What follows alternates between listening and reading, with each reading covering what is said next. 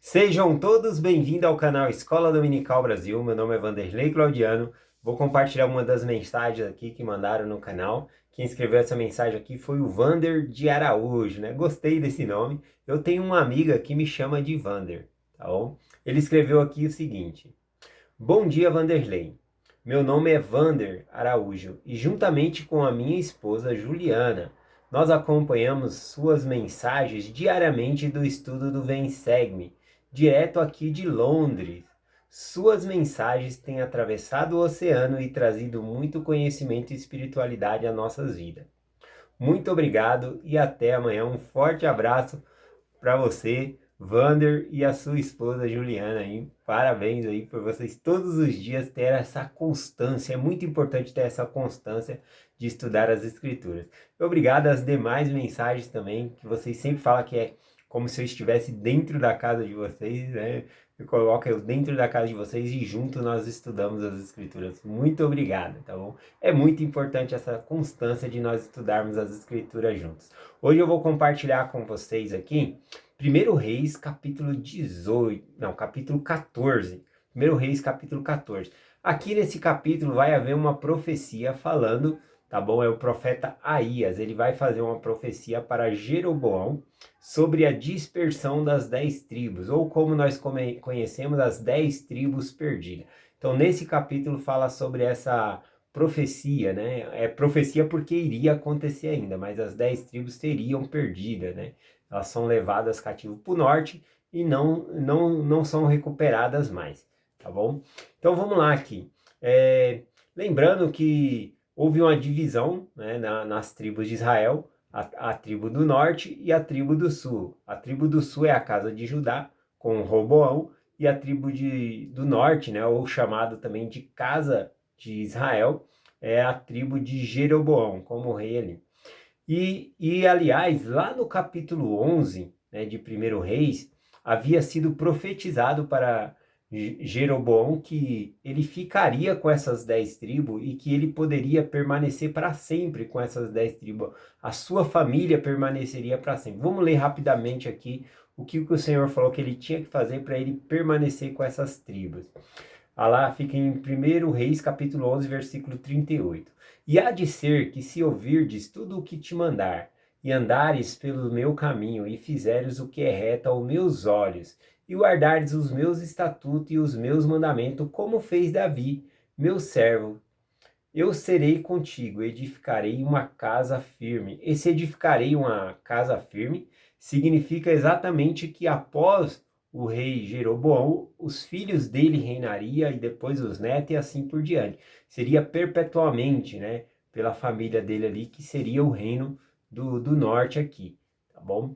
Então, isso significa uma casa firme. Eu acho muito interessante também aqui nas escrituras que sempre o Senhor está ressaltando a qualidade de Davi. Se ele fosse como Davi, né? Davi ele não se curvou a outros deuses, ele obedeceu os mandamentos ali.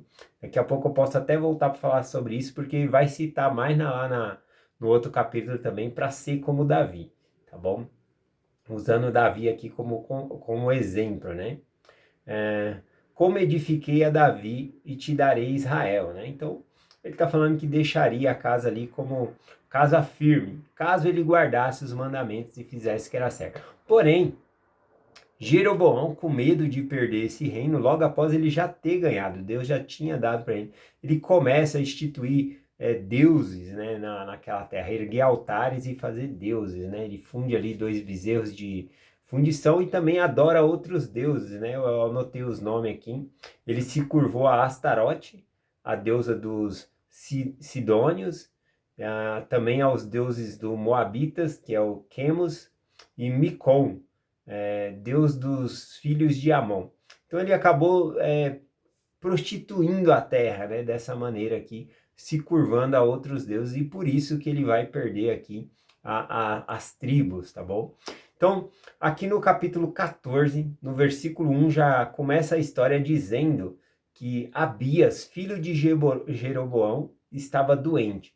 E aí, veja só, ele procura então esse profeta que havia dado essa profecia para ele, que ele havia ganhado essas 10 tribos, ele procura para que ele pudesse abençoar. Só que como ele sabe que ele está fazendo coisa errada, então ele vai mandar a mulher dele disfarçada ali, para que pudesse saber sobre o destino do menino, ou abençoar o menino para que o menino vivesse.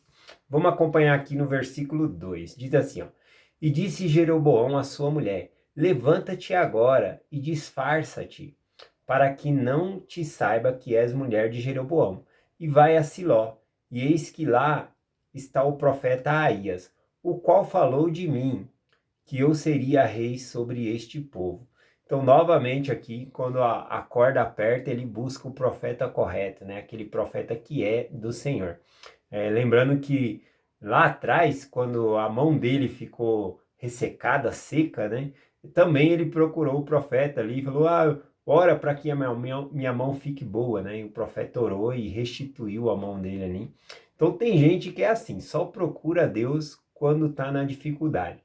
Naquela ocasião ele procurou ali porque a mão dele estava ruim, ficou ruim, inclusive porque ele foi contra o profeta de Deus ali. E agora que o filho dele está doente, novamente ele busca ao Senhor ali, mas como ele sabe que ele está dando mancada, que ele buscou outros deuses, então ele pega e pede para a esposa dele ir disfarçada ali.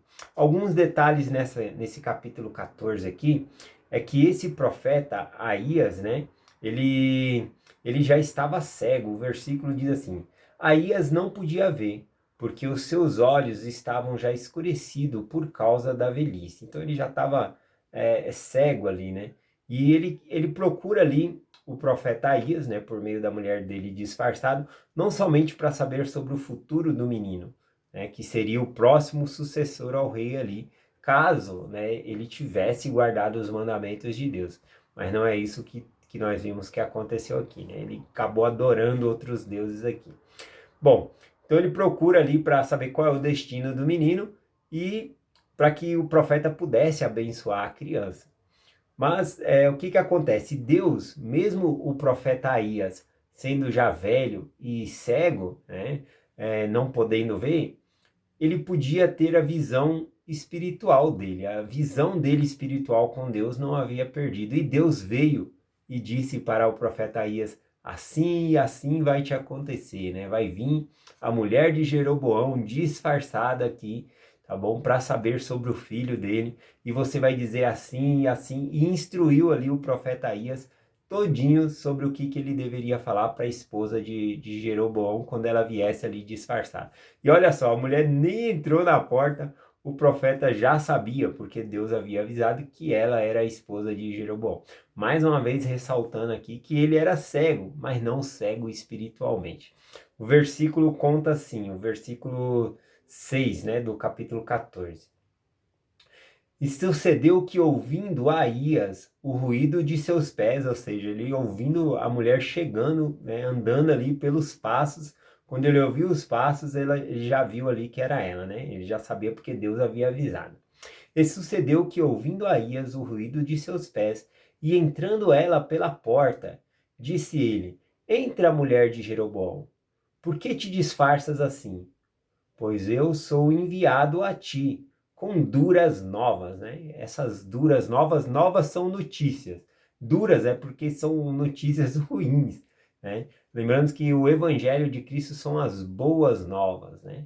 Então, boas novas, boas notícias. E aqui duras novas, notícias duras para você. Então, ele tinha notícias duras ali que Deus havia instruído para a casa de Jeroboão ali, né? E aí ele continua dizendo: Vai e dize a Jeroboão: Assim diz o Senhor Deus de Israel: Portanto, te levantei do meio do povo e te pus por chefe sobre o meu povo de Israel. Lembrando, né, quando ele está falando aqui, ele está falando: olha, fala para Jeroboão, né, que Deus está dizendo assim para ele: eu te levantei como chefe do meu povo. Ou seja, Jeroboão ele não tinha linhagem dos reis, tá bom? Ele não fazia parte da linhagem lá da casa de Davi, que era a sucessão de reis que haveria. E mesmo assim, Deus foi bondoso com ele, levantou ele como rei ali em Israel, deu a ele 10 tribos, né? Instruiu ele, conforme já lemos lá quando esse mesmo profeta havia instruído ele e falou que ele teria 10 tribos para reinar sobre essas 10 tribos, que seria maior, né? 10 tribos, a casa de Judá ficou com 2 tribos só Judá e Benjamim. Então, ele ficou com essas 10 tribos e Deus está falando agora, eu te dei eu fui bondoso com você, e você fez várias coisas erradas. Ele vai citando aqui para a mulher, né? Todas as coisas que ele fez errado, que ele adorou outros deuses. O versículo 8 vale muito a pena a gente ler, diz assim, ó: e rasguei o reino da casa de Davi, e a ti dei, e tu não foste como meu servo Davi, que guardaste os meus mandamentos e andou após mim com todo o seu coração. Novamente, né, falando aqui daquela parte de Davi, sempre o Senhor elogiando o comportamento de Davi. E aí eu quero chamar a atenção sobre uma coisa. Por que o Senhor sempre ele está elogiando aqui o comportamento que Davi teve, né? Nós sabemos que Davi teve pecado, sim, né? Ele cometeu lá adultério, ele assassinou Urias, né? Então por que Deus ele sempre vem aqui e fala com essas palavras, né? Falando sobre Davi assim, a ti darei o reino, e não foste como meu servo Davi, que guardou os meus mandamentos e que andou após mim com todos o seu coração. Então, Davi, ele cometeu os erros dele, os pecados dele, mas nós observamos que existe pessoas no mundo hoje que quando tá sujo, ele fala, já fiz errado mesmo, já tô todo errado, então não vou me consertar. E aí se entra mais ainda para dentro do pecado, se suja mais ainda. Davi não, a gente viu que ele cometeu erros graves, né? Cometeu um pecado muito grave ali. E mesmo assim, ele se voltou para o Senhor. Você lê aí o livro de Salmos, como ele teve arrependido, como ele buscou o Senhor o resto da sua vida e amou a Deus. E nunca se curvou a outros deuses. Então aqui mostra uma pessoa que caiu no pecado, mas que ela não volta para o pecado, tá bom? Ela sempre está buscando a Deus. Não é porque você caiu uma vez no pecado, ou várias vezes até, que você tem que permanecer lá no pecado. Você tem que se levantar como Davi. Por isso que Deus ele está sempre elogiando aqui Davi nesse sentido. E aí ele está falando, né? Esse profeta Aías está falando para a mulher de Jeroboão falar todas essas coisas para Jeroboão. Fizeste outros deuses, imagem de fundição, para provocar minha ira e me lançartes para trás de tuas costas. Ou seja, ele virou as costas para Deus e fez outros deuses após si ali. E aí ele continua a profetizar: e destruirei Jeroboão e todo homem, até o menino. Ele fala que não vai sobrar ninguém da casa de Jeroboão por causa desse pecado de Jeroboão aqui, tá bom? E ele fala que a descendência dele, de Jeroboão, eles não vão ter ali um sepulcro decente, né? Que os cães lamberiam eles, os corpos deles, e também as aves comeriam ali o corpus deles, né? Porque seriam mortos em batalha ali, então não teriam um enterro decente ali. Vou ler também aqui a profecia que ele faz aqui no versículo 12, que fala sobre a divisão, né, da casa de Israel. É o versículo 15, aliás, que fala, mas no versículo 12 fala assim, ó: tu, pois, levanta-te e vai à tua casa, e entrando os teus pés na cidade, o menino morrerá. Então ele profetiza, né? Ela tinha ido até lá, inclusive por causa desse menino, por causa do filho dela. E aí o Senhor profetiza que esse menino não viverá. E quando ela chegasse lá, quando ela foi entrar em casa, esse menino morreria. E acontece justamente como o profeta Aías mencionou aqui. E algumas pessoas até podem achar que, nossa, mas o Senhor puniu a criança ou coisa assim. Na verdade, o Senhor está sendo misericordioso com essa criança. Ele estava nascendo ali, crescendo num lar que era cheio de idolatria, que estavam cometendo coisas erradas. E o futuro de Jeroboão em sua casa já estava profetizado aqui que não seria bom. Então ele está poupando, na verdade, a vida dessa criança aqui, chamando, né, essa criança para junto de si aqui. Aqui vem a profecia, tá bom? Da dispersão das 10 tribos aqui. É o versículo 15.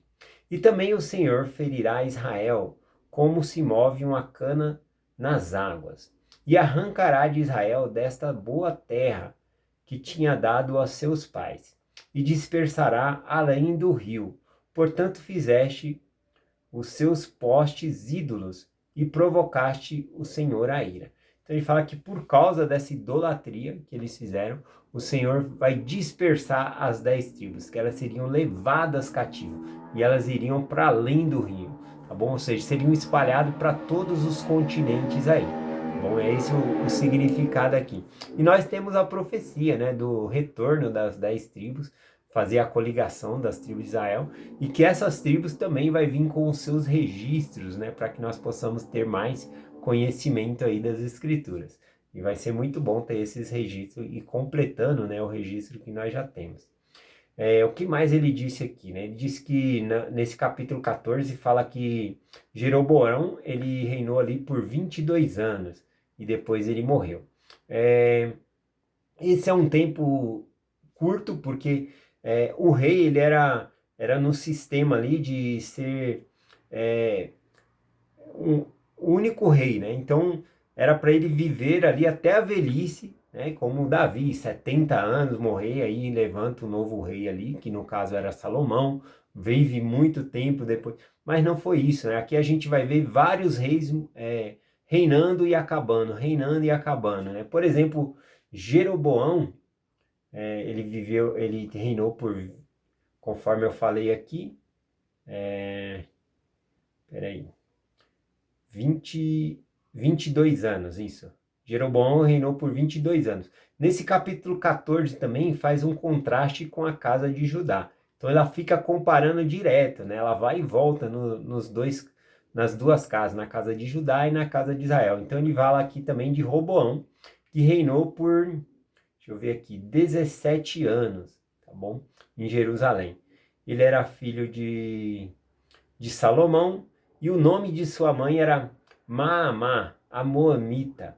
Esse nome aqui, Maamá, Naamá, né, é com acento agudo no final. Naamã é com aquela cobrinha em cima do A, né, o tio. E aqui é Naamá, com acento agudo no final. Tanto Naamã como Naamá, né, eles vêm da origem no hebraico ali, da origem da palavra agradável, tá bom? Nós podemos ver que Naamã, ele era uma pessoa agradável, ele tratava as pessoas bem ali.